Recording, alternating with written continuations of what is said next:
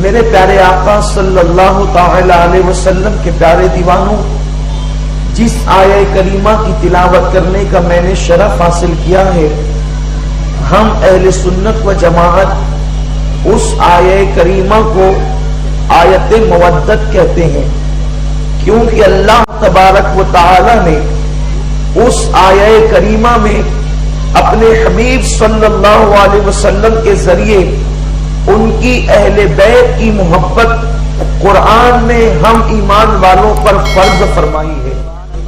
اور جس دن قرآن نازل ہوا اس دن سے لے کر آج تک اہل سنت و جماعت نے اہل بیت سے جتنی محبت کی ہے، دنیا کا کوئی دوسرا فرقہ اہل بیت سے ایسی محبت کر ہی نہیں سکتا۔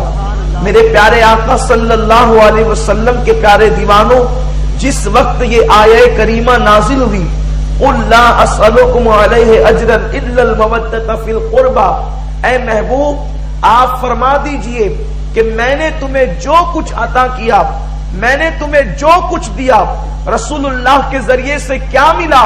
لوگوں، تم گمراہی کے دلدل میں پھنسے ہوئے تھے، اللہ رب العزت نے تمہیں صراط مستقیم اسی محبوب کے صدقے میں عطا فرمایا۔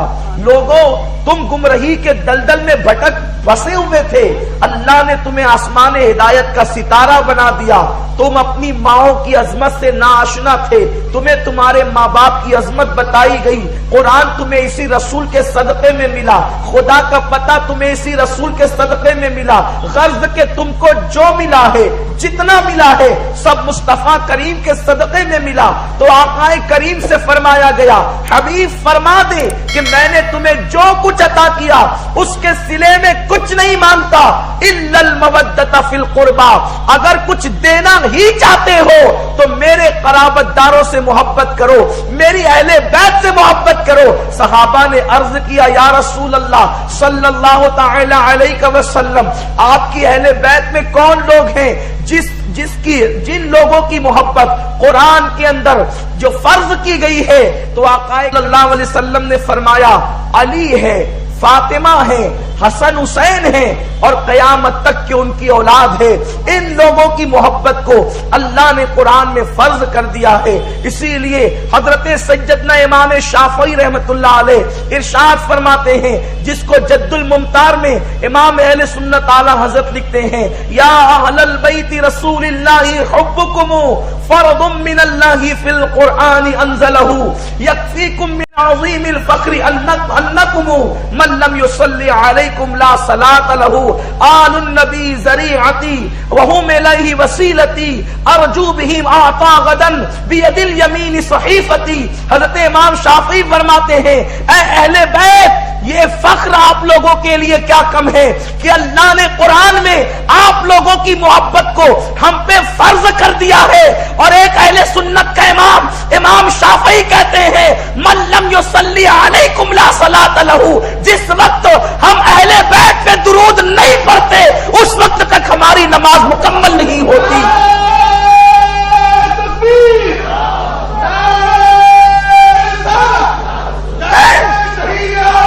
اہل سنت کے نزدیک اہل بیت کی وہ شان ہے، امام شافعی کہتے ہیں ہماری نماز اس وقت تک مکمل نہیں ہوتی جب تک اہل بیت پہ درود نہ پڑھ لے۔ اور وہ امام شافعی جس کے مقلدین میں امام بخاری ہے، امام مسلم ہے، بڑے بڑے ائمہ موجود ہے، وہ امام شافعی جو اپنے وقت کے فقیہ ہے، محدث ہے، لیکن علم پہ ناز نہیں کرتے بلکہ ناز کرتے ہیں تو یوں کہتے ہیں، آل النبی ذریعتی وہم الیہ وسیلتی ارجو بہم اعطا غدم بید الیمین صحیفتی۔ آل نبی اللہ تک پہنچنے کا ہمارا ذریعہ ہے اور یہی ہمارا وسیلہ ہے، اور میں امید کرتا ہوں کہ قیامت کے دن اگر میرا نام اعمال سیدھے ہاتھ میں دیا جائے گا تو آل محمد کے صدقے میں دیا جائے گا۔ میرے اہل سنت کا ہے بیڑا پار اصحاب حضور، اسی کو امام احمد رضا نے کہا، اہل سنت کا ہے بیڑا پار اصحاب حضور، نجم ہے اور ناؤ ہے اطرت رسول اللہ کی۔ میرے پیارے آقا علیہ السلام کے پیارے دیوانوں، امام شافعی کو یہ عقیدہ کہاں سے ملا؟ کیا وہ اپنے گھر سے لائے تھے؟ امام شافعی کو یہ نظریہ اہل بیت کی محبت کا صحابہ سے ملا. صحابہ نے اہل بیت سے جو محبت کی، یارو لوگ تو آج اہل بیت کے لیے سینہ پیٹتے رہ گئے، لیکن صحابہ محبت کر کے نکل گئے. صحابہ محبت کر کے نکل گئے. اللہ نے انہیں حق دیا تھا محبت کا. امام ذہبی یہ اہل سنت کے عظیم محدث ہے. صحابہ نے اہل بیت سے کتنا پیار کیا ہے آج اس کا کوئی تصور نہیں کر سکتا.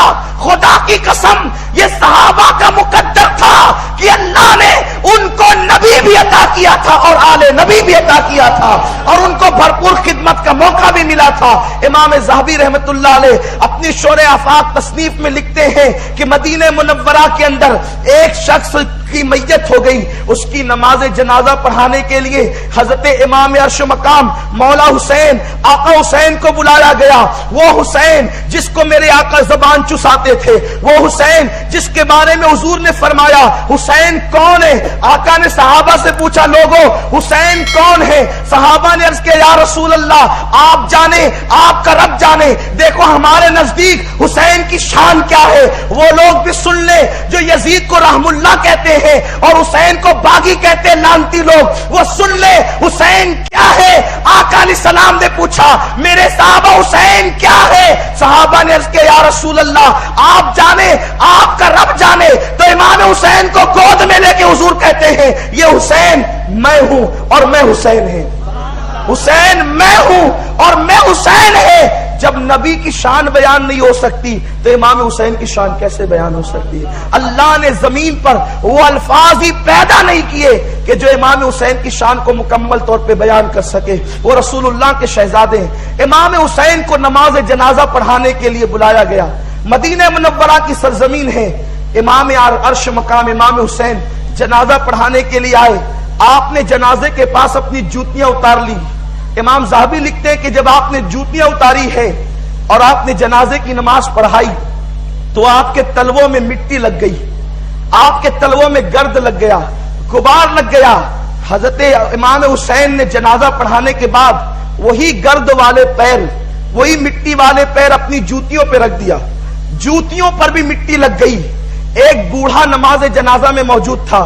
اس بوڑھے کی عمر امام حسین کی عمر سے بہت زیادہ تھی. وہ سفید بال والا بوڑھا جس میں چلنے کی طاقت نہیں تھی. غور فرمائیں یہ اہل سنت صحابہ اللہ اکبر اہل بیت کو کتنا چاہتے ہیں.